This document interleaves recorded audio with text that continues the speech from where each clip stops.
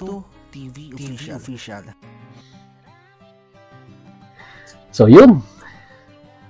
Hey, what's up mga kabagis? This is Jubilito TV Official at eto na naman po muli ang isang edisyon ng ating reaction video mga kalingap at kabagis, no? Pero bago pa lahat, syempre po, mega love shoutout muna kay Kuya Val Santos Matubang, kay Ate Edna Vlogs, kay Kalingap Rab, Kalingap Netizens, Kalingap Subscribers, Kalingap Supporters, Kalingap Partners, Kalingap Reactors, Team Bios, Team Karepa. Mega love shoutout po sa inyong lahat. So ito na mga kalingap at kabagis, no? For today's reaction video, gawa lang po natin ng reaction. At muli po pagbibigyan ng ating opinion dito po sa mainit na issue regarding po, no, sa naging previous live streaming ni Kalingap Edu, na kung saan mga kalingap at kabagis ay naglabas po siya ng kanyang saloobin, di ba?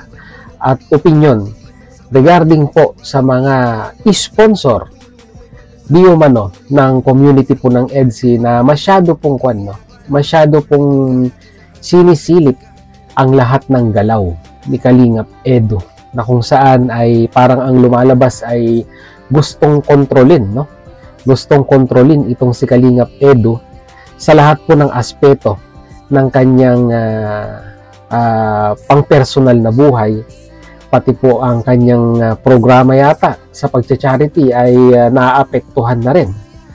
Kaya itong mga ngayon, mga individual, mga group of individuals na parang ang nakikita ni Kalingap Edu ay parang gusto ng paghiwalayin, no, ang tambalang Biancy at Edu, dahil nga po marami po silang mga demands, marami po silang mga gustong mangyari, maraming mga bawal, at talagang lagi pong nasisilipan itong si Kalingap Edu na nagkakaroon ng issue dito po sa mga individual na ito.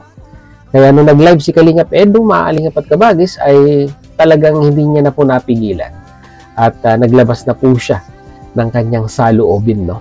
So, para sa mga bago pa lang, para masundan po natin, no, ang buong istorya, ay pakinggan po muna natin at panoorin si Kalingap Edu para at least alam natin kung ano po yung punot dulo, no, mga kalingap at kabagis. So, ito, simulan po natin mga kalingap at kabagis. Narito po yun.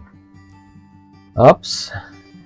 Start tayo kay Kalingap Edu. Ito na.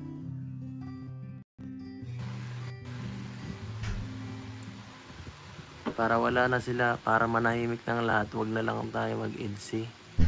Para tahimik na ang kabuuang paligid. Diba?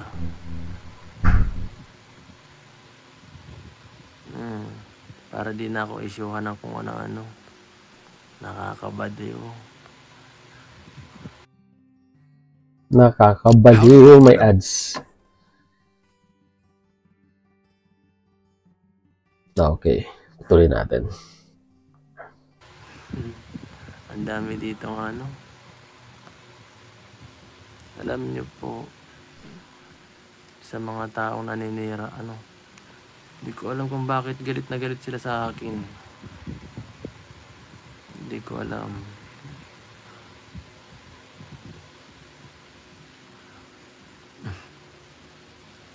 Wala kang gagawing ano, tama. Hindi pwede makipaghalubilo sa kapwa. Mali. Pag nakahalubilo ka sa ano, mali pa rin. Kahit tumulong ka, mali pa rin. Bawal kang ano. Hindi nyo po makokontrol ang tao. Sarili nyo lang po makokontrol nyo. Kaya pasensya po sa mga nagagalit. Sa mga di nyo nagaganda na ano ang mga ano kilos natin. Pasensya na, pero wala po kayo magagawa kasi buhay ko naman po ito.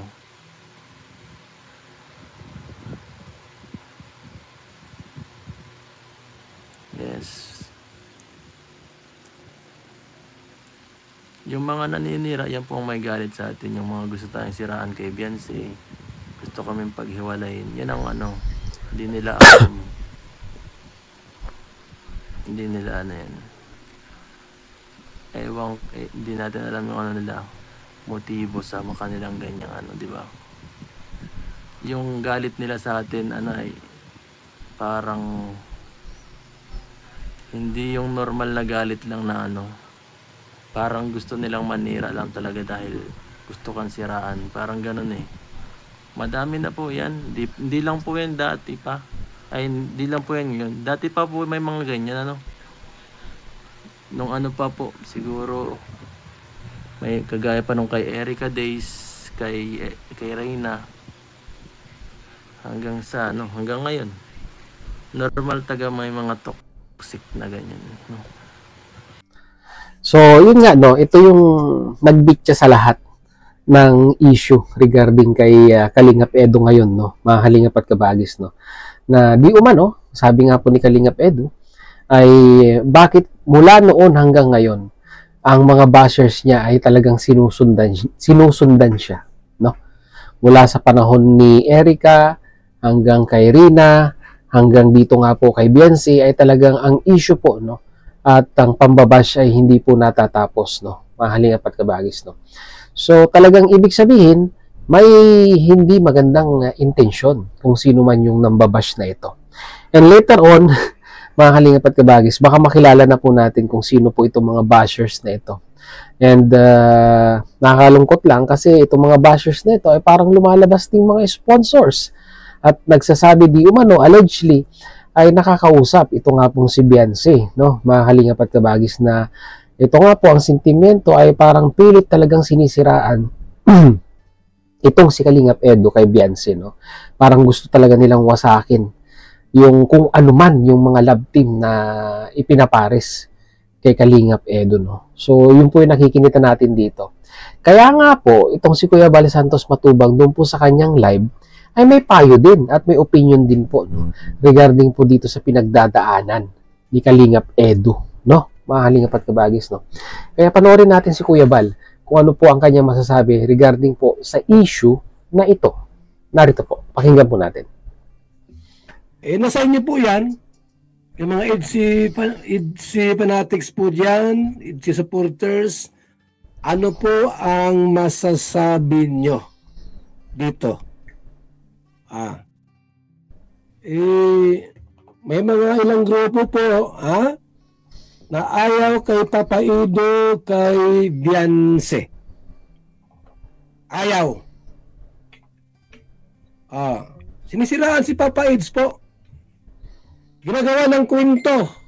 May jowa daw po, mayroon daw girlfriend. Wala namang girlfriend yan. Ang girlfriend na po ay si Biancy. Abay, bakit kayo nakikialam yan sa magjowa? Kayo pong bahala kung ito ay baka ito ay umayaw na, wala tayong magawa dito. Kaya nga po mga kaibigan, bantayan po natin ito. Itong love team na ito. Mga kaibigan. Pag nawakwak yan, nawakwak. Paano na? Mabuti kung lifetime silang tutulungan. O tingnan mo si Rina. Anong nangyari dyan? Nawakwak yung ina. Tama yung anak. Kung nawakwak yung ina ni Biancy at nasa group chat pala, tama yung ina, yung anak, o pati asawa. Si Biancy walang problema dyan. Mabait yan. O kung nawakwak yung ina, wala na. Tapos na. Yan ang ating pong bantayan po kasi yung mga titas na po ay may group chat kasama yung mag-ina. Yung sinasabi ko kanina. Nandoon sa group chat at ang binabakbakan po itong si Papa Edo. Abay, gising! Huwag matulog!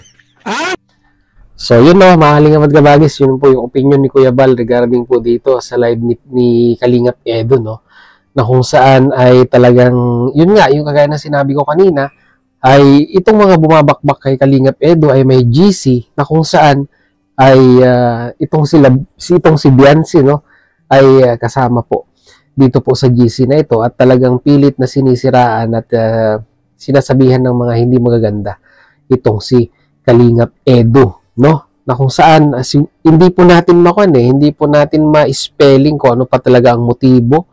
Ang motibo po ba ay siraan para itong si Biancy ay umayaw Kaya parang history repeat itself nga, sabi nga nila na kung saan ay ang beneficiaries ay ginagapang ng mga sponsor, papangakuan ng mga bagay-bagay, mga material na bagay, mga financial aspect na kung saan ay very lucrative sa una. Talagang hindi ka mapapahindi sa mga offer nila, 'di ba? Like for example, monthly allowances, mga fancy things katulad ng mga cellphone, katulad ng mga laptop, basta material na bagay na minsan ay nakakasilawan ng mga tao. So, pag ikay nagpasilaw sa mga ganitong offer, ay finish na, 'di ba? Lalong-lalo na pag ang na-brainwash po dyan ay yung magulang ni Beyonce. 'Di ba? Ganyan yung nangyari kay Rina eh. Kagaya nga na sinabi ni Kuya Bal eh. 'Di ba? Na-brainwash ang nanay ng beneficiaries kaya wala pong magawa ang kalingap. Pero ngayon, tignan po natin, no? Tignan po natin kumpara yung buhay ni Rina noon tsaka yung buhay niya na nasa puder na ng mga nagwakwak sa kanya, no? Nagwakwak sa kay Nanay Melanie. At ngayon, although napapabahayan, pero hindi natin maganda, hindi natin makita kung may magandang progreso ba talagang pinupuntahan yung pagpapawakwak ni Ate Melanie sa mga sponsor, no? Hindi katulad po sa Team Kalingap, to be example na lamang po ay itong si Carla, no? Tingnan naman po natin ang naging buhay ni Carla, no? Naging loyal lang siya sa Kalingap, pero tingnan po natin yung sukling ibinigay ng community ng Kalingap sa kanya at ng mga sponsor. So, maging solid ka lang sa Kalingap, no? Kasi wag po nating madaliin ang mga bagay-bagay, no? 'Di ba? It takes time, ika nga, no? Para ka lang nagtanim ng halaman niya. Kailangan mong i-nurture, kailangan mong alagaan para lumaki at magbunga ng marami. Ganun lang po 'yun, no? Katulad ni Carla, 'di ba? Ang puhunan niya is yung kasimplihan niya and at the same time yung kanyang kababaang loob at yung loyalty niya sa Kalingap, no? Yun po yung isinupplement niya sa sarili niya para yumabong, no? At mahalin ng community ng Kalingap at ng mga sponsor. At ngayon ay nagbunga na, no? Nakikita naman po natin na hina-harvest na ni Carla ang kanyang fruit of success, ika nga, no? So, ganun lang sana sa mga Kalingap Angels, no? Wag po tayong magkaroon ng comparison sa ating sarili na although minsan masasabi po nating okay, maganda ang number of views, maraming tumatangkilik, marami ang mga sponsor, pero darating din po tayo sa tamang panahon, no? Para tayo po ay pitasin na at masasabing hinog na at dapat ng pitasin yung tinatawag nga po nating fruit of success. Kaya nga po hindi maiwasan na ito pong si Dr. Lab, mga Kalingap at Kabagis, bilang isang solid na supporters ng EDSI ay magko-komento rin, no? At magsasabi rin ng kanyang opinion regarding dito. Kung meron mang isang Kalingap partners na talagang dapat magsalita regarding po dito sa issue ni Kalingap Edo, ay ito pong si Dr. Lab po yan. Dahil po talagang isa si Dr. Lab sa mga nilapitan, no? At kinontak ng mga sponsor na nagmamahal sa EDSI para matulungan yung pabahay, kung ano man yung mga gustong ayudang ipaabot, no, via Dr. Lab sa EDSI or kay Beyonce, ay talagang nandyan po siya na umaalalay sa mga sponsor. Kaya nung nabalitaan niya nga po ito, mga Kalingap at Kabagis, ay talagang nagkomento din siya at meron din po siyang nasabi sa mga bagay-bagay na ito. So ano po yun, mga Kalingap at Kabagis? Pakinggan natin si Dr. Lab. Di po ba? So without further ado, pasok Dr. Lab! Oh, lahat ng mga may grupo, collaboration man yan kung ano, alam nyo kung sino sila. Pwede nyo na silang banatan, pwede nyo silang murahin, at tanungin nyo sila kung ilang milyon ang nilabas nila sa bahay ni Beyonce. Itanong nyo sa kanila kung ilang milyon ang nilabas nilang pera sa bahay ni Beyonce, gayong bakit sila na kailangan magdikta? Bakit kailangan nilang gumamit ng tao? Bakit kailangan nilang magalit kay Ido? Nakita mo yung nakita mo yung comment. May comment kasi doon eh. Na ano? Parang si Ate Hansel yun. Hindi ko sure kung baka gumamit lang si Ate Hansel na. Oh, mga peking account. Oh, Yung, picking account. gumawa sila. Tinanong mo siya, si Ate Hansel, kung siya yun o hindi. Ano sabi daw? Wait lang. May pinagpasa kasi sa akin yun eh.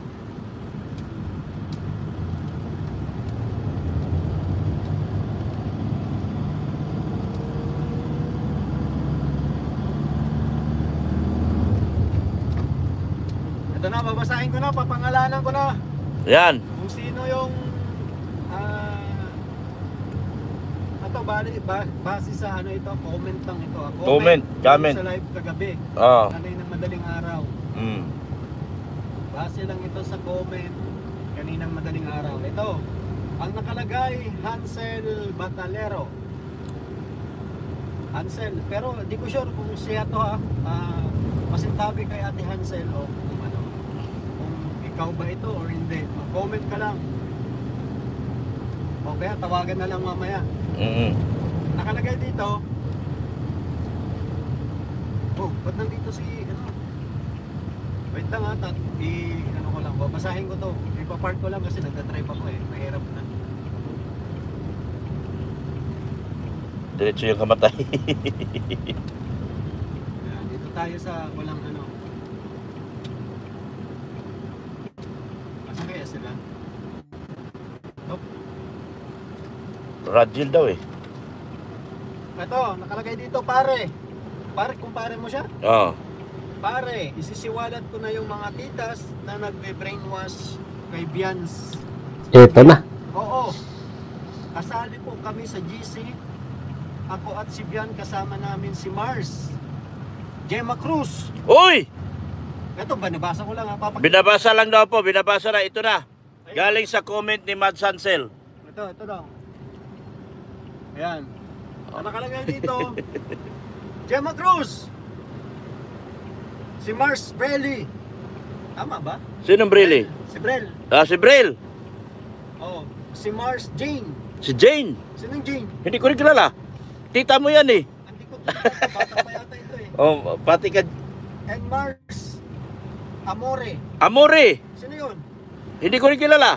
And kaya po namin nagagawa yung kasi may Na ito na. Ano?